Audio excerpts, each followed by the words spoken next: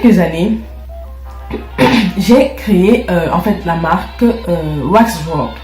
C'était en fait une marque pour voilà qui faisait une espèce de featuring avec le wax, le pagne africain. Des fois, on a plein d'idées, c'est beaucoup quoi, ça déborde. Et tellement on a plein d'idées que ça nous fait faire du surplace. On n'arrive plus à décider dans quelle direction voilà, se mouvoir, on n'arrive pas à décider où partir, où se concentrer. Alors comment faire lorsqu'on a trop d'idées? Quand tu es plein de créativité, tu as 1000 idées, tous les jours ça fuse de partout. Comment faire pour ne pas se sentir embrouillé et dépassé? Regarde cette vidéo si ça se jette.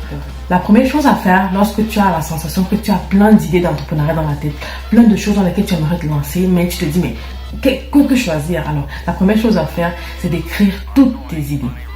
Alors je sais pas pour toi, mais écrire, c'est-à-dire écrire, on dit en anglais write down, ça concrétise en fait l'idée en question. Ce n'est plus comme une espèce de fouillis bizarre dans ta tête. Tu écris et ça semble plus réel. Donc première chose à faire, écris toutes tes idées. C'est-à-dire une par une, ne réfléchis pas trop. Écris, c'est comme une espèce de brainstorming. Tu as une idée, write it down, ok? La seconde chose à faire, c'est à chaque idée, étudier un peu la faisabilité. Est-ce que par rapport à ta vie, la vie que tu mènes en ce moment-là, est-ce que c'est possible? Est-ce que c'est une idée qui est envisageable? Est-ce que c'est une idée qui est réalisable? C'est-à-dire, fais des petites recherches, demande-toi si c'est vraiment faisable, si ça s'adapte à ton caractère, si ça s'adapte à toi, si vraiment, de façon concrètement parlant, c'est une idée que tu peux implémenter dans ta vie. Il y a quelques années, j'ai créé en fait la marque Wax Drop.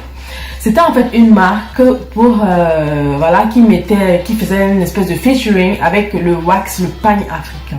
Parce que je suis vraiment passionnée de ce genre de choses, ça me plaisait beaucoup. Et aussi parce qu'à l'époque, j'avais quelque chose comme 23 ans. Oui, j'avais 23 ans. J'estimais que c'était une très très bonne idée. Et effectivement, ça l'était. Mais là où ce que j'ai failli, c'est que je n'ai pas vraiment pris le temps de faire ce que je te conseille de faire maintenant. C'est-à-dire de te poser la question à savoir si c'est un truc qui va avec ta vie. Si réellement tu es prêt à prendre le risque pour cette idée-là. À prendre des risques pour cette idée-là. Est-ce que c'est une idée, n'est-ce pas? Est-ce que c'est une entreprise qui s'adapte avec la vie que tu mènes? Moi, je n'avais pas pris le temps de faire ça. L'idée était très bonne, j'avais même bien commencé et tout. Mais lorsqu'il a fallu m'y investir réellement, je n'ai pas pu. Pourquoi? Parce qu'à l'époque, je venais à peine de finir ma médecine et je venais à peine de commencer à travailler. Donc du coup, c'était très important pour moi. Et lorsqu'il a fallu m'y investir réellement dans cette affaire de Wax Drop là, je n'ai simplement pas pu faire le pas qu'il fallait parce que ma carrière de médecin était tout aussi importante pour moi. Et il a fallu justement choisir et voilà quoi. C'est comme ça que cette idée-là est morte. Je n'estime pas avoir perdu quelque chose parce qu'on apprend de toutes choses en fait. Même les échecs, on apprend. C'est pas une perte, mais c'est un gain en sagesse en fait. La troisième chose, c'est de flirter avec ton idée. Une fois que tu as de toutes les idées que tu avais écrites, tu en as sélectionné celle qui était le plus applicable dans ta vie, réalisable finalement. Il faut flirter avec cette idée. C'est-à-dire, imagine-toi dans le long terme. Comment est-ce que tu vas gérer ça? Est-ce que tu te vois vraiment dans ce domaine-là? Tu dois vraiment flirter avec l'idée. Prends 2 semaines pour t'imaginer voilà, dans cette idée-là. N'oublie pas que tu peux toujours rentrer en arrière. Il n'y a pas de chemin non retour ici. C'est-à-dire, imagine-toi, voilà, tu aimerais faire, tu aimerais faire de l'agriculture. Est-ce que tu te vois dedans à long terme? À court terme? Moyen terme? Qu'est-ce que tu attends de cette entreprise? Flirte avec l'idée en question. Projette-toi dans le futur avec cette idée-là à ton côté. C'est comme quand tu veux sortir avec un garçon, avec une fille.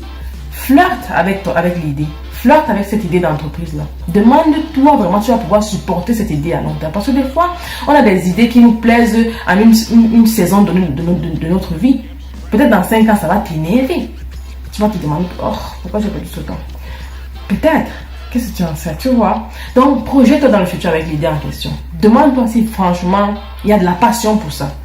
Si ce n'est pas seulement parce que les gens en parlent autour de toi que finalement toi aussi tu te laisses un peu convaincre.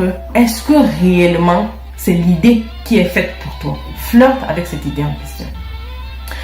Alors, si après avoir fait les 3 points précédents, tu as retenu finalement une, voilà, ça, elle a passé l'étape 1, 2, 3, et tu arrives à ce 4e point, ça signifie qu'il faut que tu fonces. Commence. Ne t'arrête pas. Parce que si tu commences à dire, ah non, c'est pas le bon moment, ce ne sera jamais le bon moment. Donc, si finalement cette idée-là a passé les 3 précédentes étapes, ça signifie qu'il faut que tu fonces. Aussi, n'oublie pas que tu peux avoir plusieurs idées, hein. On peut entreprendre dans plusieurs domaines.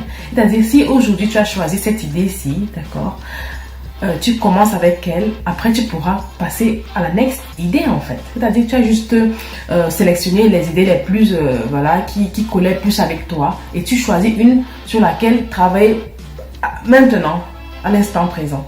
Voilà. Et peut-être dans quelques mois ou dans quelques années, tu pourras passer à l'idée suivante. Voilà. Les idées ne s'excluent pas forcément mutuellement. D'accord? On peut entreprendre dans plusieurs domaines. Ok. Si cette vidéo t'a apporté un plus, t'a aidé dans ton processus de décision, disons, je t'invite à lui donner un like et à t'abonner à ma chaîne et à la partager si tu trouves que ça peut aider une autre personne. On se voit dans la prochaine vidéo.